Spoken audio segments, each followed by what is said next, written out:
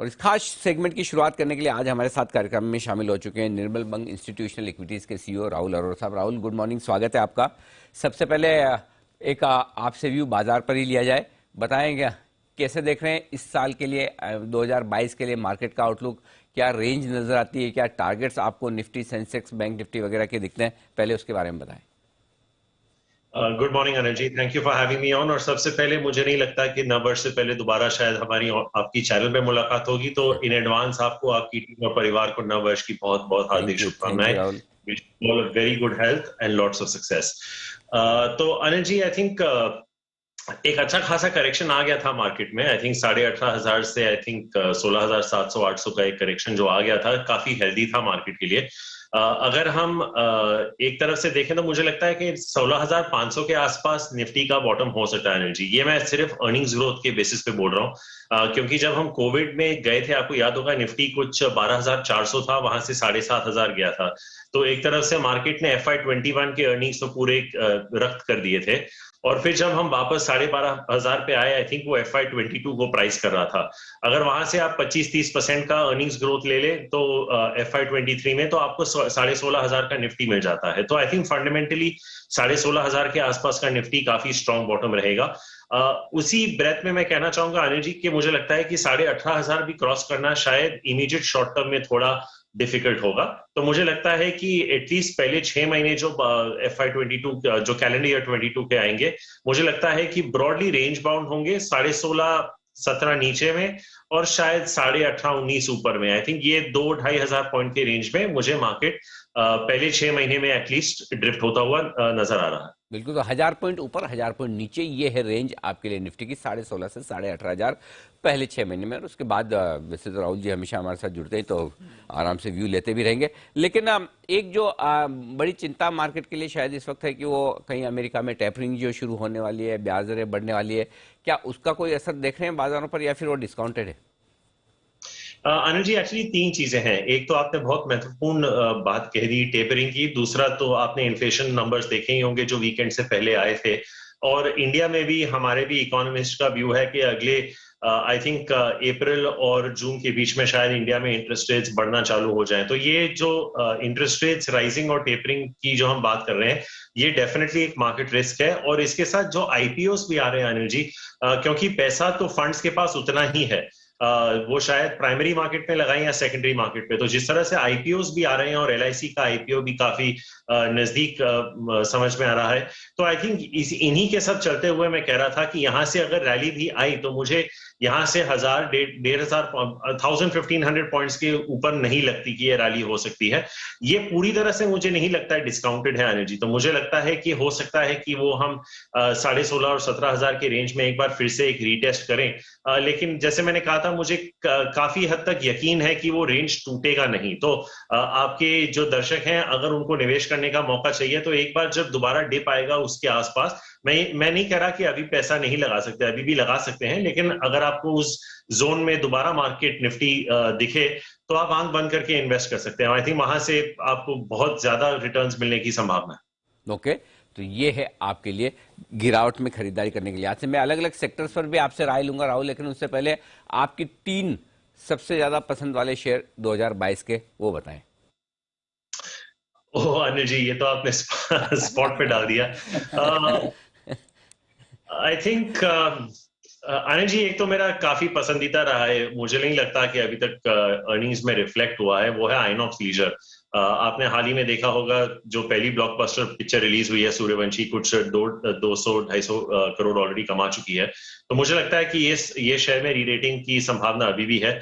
मुझे लगता है कि ये शेयर 500-550 तक जा सकता है। इसका हाई 500 था, नीचे में 260 आ गया था, अभी काफी हद तक रिकवर हो गया। लेकिन मुझे लगता है कि जैसे जैसे अभी 1983 वर्ल्ड कप की मूवी रिलीज होगी लेटर दिस मंथ, तो मुझे लगता है कि जैसे जैसे अर्निंग्स में ये नंबर्स आने लगेंगे, मुझे लगता है कि Inox Leisure could be a very strong bet to have for the next year. दूसरा आनंद जी, मैं कहूंगा शायद इंडियन होटल्स। मुझे लगता है कि ये शेयर आपको 350 से 400 के भाव में भी मिल सकता है।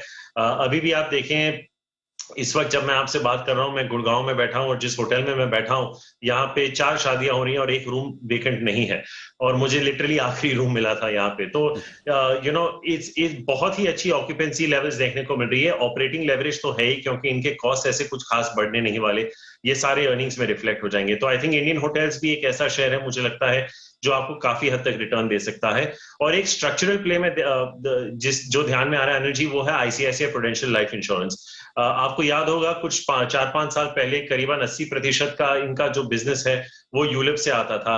अब वो करीबन 40-45% हो गया है। वो बहुत सारे हाई मार्जिन प्रोडक्ट बिजनेसेस में चले गए हैं, वो पार पे फोकस कर रहे हैं, और उनके जो वीएनबी मार्जिन हैं वो ऑलमोस्ट 25-26% पे जा चुके हैं, which is almost best in class. इनकी वैल्यूएशन जब एचडीएफसी लाइफ से कंपेयर करें एनर्जी, तो ये अभी भी आपको 2.5-3 times price to embedded value 1 year forward पे मिलेगा, जबकि आपको एचडीएफसी लाइफ 4-4.5 टाइम्स से मिलेगा। तो ऑलमोस्ट 30-35% का डिस्काउंट अभी भी है आईसीआईसीआई प्रू लाइफ का। अगर हम रिटर्न ऑन एम्बेडेड वैल्यू और रिटर्न ऑन इक्विटी देखें, तो ये आपको 18-20% के बीच में मिल जाएगा। तो आई थिंक अगर मैं एक स्ट्रक्चरल बेट लूं, तो आईसीआईसीआई प्रूडेंशियल लाइफ इंश्योरेंस, और बाकी जो दो मैंने नाम लिए, हालांकि इनको ओपनिंग अप थीम भी कह सकते हैं, पर मुझे लगता है कि इनमें बहुत ही दमदार कमाई जो है, अर्निंग्स जिसकी हम बात करते हैं, क्योंकि इनके पीस अभी आपको इन्फ्लेटेड लगेंगे, लेकिन अगर 2-3 क्वार्टर में इनके अर्निंग्स आने लगे तो पीस अपने आप नॉर्मलाइज हो जाएंगे। बिल्कुल। राहुल जी, जो रेट सेंसिटिव स्टॉक्स है, स्पेशली जैसे एनबीएफसीज हो गई या फिर ऑटो स्टॉक्स हो गए, इनमें क्या पसंद है आपको?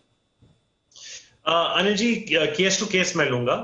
आई थिंक आपने ऑटो की बात की, तो I think commercial vehicle cycle जो है अनिल जी, मुझे लगता है कि 2022 और 23 अगले 2 साल तक चल सकता है। तो आई थिंक इसके चलते आप अशोक लेलैंड को देख सकते हैं। आई थिंक अशोक लेलैंड आपको यहां से, मुझे लगता है कि अगर आप 2 साल का व्यू लेके चलें, तो आपकी ईपीएस 2-2.5x आराम से हो सकती है from what they are going to declare in the current year. तो I think commercial vehicle cycle, tractors का बेस इफेक्ट थोड़ा एनर्जी कम हो रहा है, लेकिन फिर भी मुझे लगता है कि ये 15-18% तक ग्रो कर ही जाएंगे। तो अगर आप लार्ज कैप की बात करें, तो मुझे लगता है कि अशोक लेलैंड और एमएनएम पे अभी भी बेट लिया जा सकता है।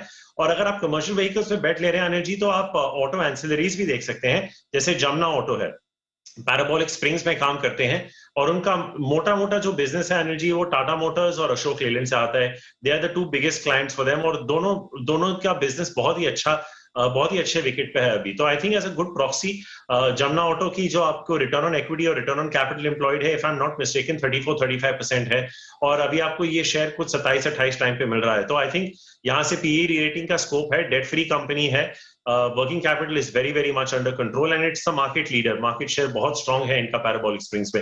तो आई थिंक ये एक सेगमेंट है। और 2 एक और नाम मैं आपको दे सकता हूँ, एक है एंड्योरेंस और एक है सोना बीएलडब्ल्यू प्रिसिशन। आई थिंक ये 2 नाम भी अच्छे लगते हैं।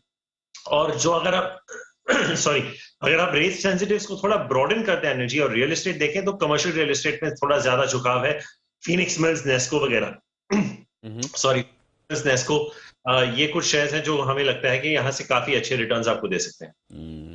मुझे लगता है राहुल शादी में और काफी कुछ वैसा खा रहे जो उनका गला पकड़ा, गुड़गांव में ना, और ऊपर से गुड़गांव, दिल्ली की ठंड तो गजब की है।